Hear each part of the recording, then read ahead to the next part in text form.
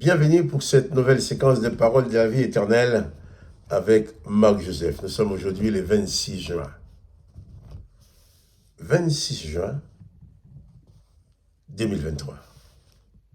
Et ce jour du 28 juin est un jour de grâce et de grande bénédiction. Un jour de grâce, un jour de victoire. Un jour que nous allons tous passer dans la présence de Jésus-Christ. Et je ne cesserai jamais de répéter cette promesse de Jésus qui dit « Je suis avec vous tous les jours jusqu'à la fin du monde ».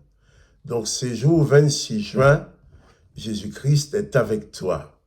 Alors, si Jésus-Christ est avec toi, il faut cultiver cette certitude dans ton cœur et puis plus de panique. Plus de peur, plus d'angoisse. Il ne faut pas t'angoisser devant cette journée. Il ne faut pas paniquer devant cette journée. Quoi qu'il puisse arriver, Jésus-Christ est avec toi pour cette journée de 26 juin 2023. Alors, pas de panique. Installe-toi dans la paix, dans la sérénité. Parce que celui qui est avec toi dit « Tout pouvoir m'a été donné dans les cieux et sur la terre. » Jésus-Christ dit que tout pouvoir lui a été donné. Donc il n'y a rien qui puisse se passer dans ta vie sur cette terre sans que Jésus-Christ ait le pouvoir dessus. Jésus-Christ a le pouvoir de tout changer, de tout transformer. Et souviens-toi et n'oublie pas que c'est ce Jésus-Christ qui est avec toi.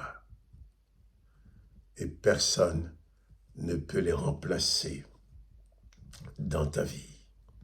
Que le nom de Jésus-Christ soit béni. Que toi aussi, tu sois béni. Et je vais lire avec toi quelques versets de l'Évangile. L'Évangile de Marc, chapitre 8. Nous lisons à partir du verset 10. Aussitôt, Jésus monta dans la barque avec ses disciples et se rendit dans la contrée des Dalmanuta. Le mot est difficile à prononcer. Jésus monta dans la barque avec ses disciples et se rendit dans la contrée des Dalmanuta. Les pharisiens survinrent et se mirent à discuter avec Jésus et pour l'éprouver, lui demandèrent un signe venant du ciel. Jésus, soupirant profondément en son esprit, dit « Pourquoi cette génération demande-t-elle un signe?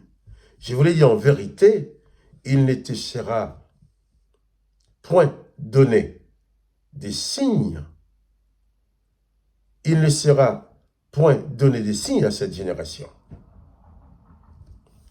Puis, il les quitta et remonta dans la barque pour passer à l'autre bord. Ah! Jésus qui arrive dans la région contrée des Dalmanuta. Et les pharisiens se mirent à discuter avec Jésus et pour le prouver, lui demandèrent un signe venant du ciel.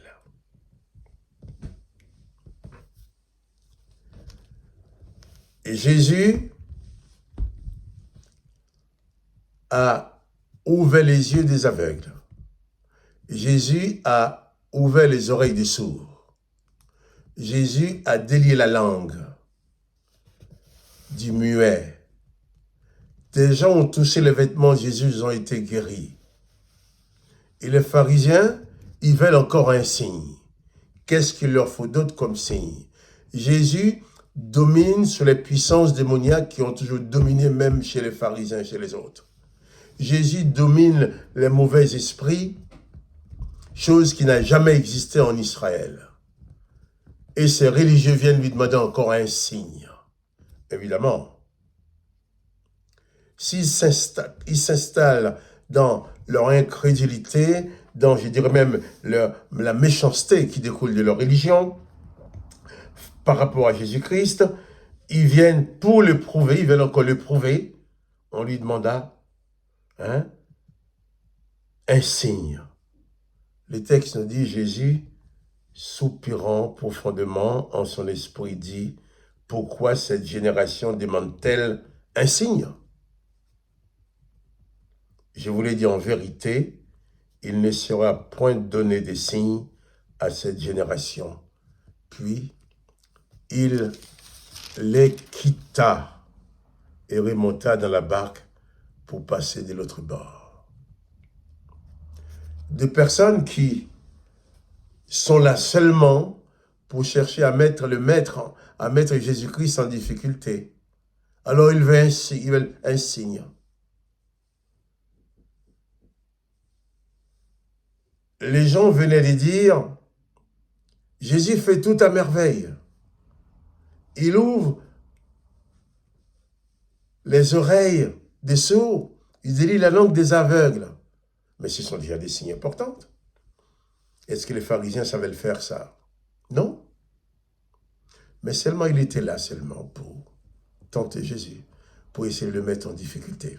Sauf, Jésus a toujours accompli son ministère, accompli son œuvre, mais sans jamais se donner en spectacle. Jésus ne donne pas de spectacle. Jésus accomplit les œuvres qu'il doit accomplir. Et Jésus est avec nous tous les jours jusqu'à la fin du monde. Même si nous connaissons l'Évangile, nous prêchons l'Évangile, nous parlons, nous témoignons de la parole et de l'amour de Christ, nous ne sommes pas des comédiens. Nous ne sommes pas là pour donner des spectacles. Nous ne sommes pas là pour répondre à ceux qui nous disent « Fais-moi un spectacle, fais-moi un miracle, montre-moi quelque chose. » Non. Si les pharisiens étaient malades, ils avaient demandé à Jésus de le guérir, Jésus l'aurait guéri. Mais pas pour donner un spectacle, pour lui faire du bien seulement.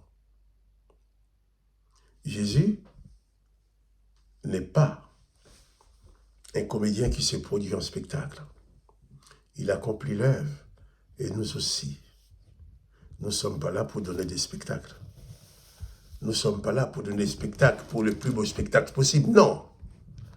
Nous servons le Christ.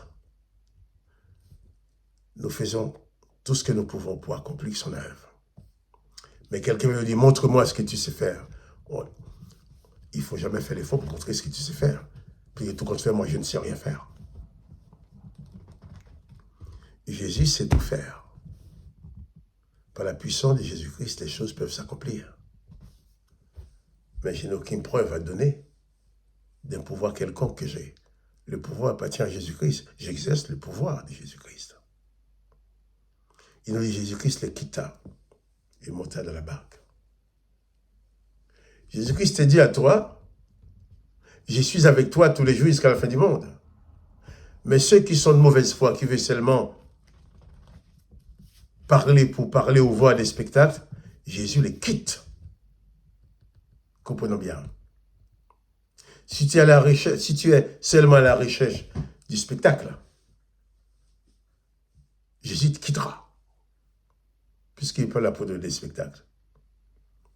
Mais si tu veux seulement la présence de Jésus-Christ dans ta vie en tant que sauveur, en tant que maître, il te dit, je suis avec toi tous les jours, jusqu'à la fin du monde.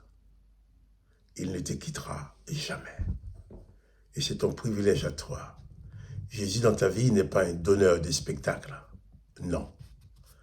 C'est le sauveur, c'est le maître qui te dit, je suis avec toi tous les jours, jusqu'à la fin du monde.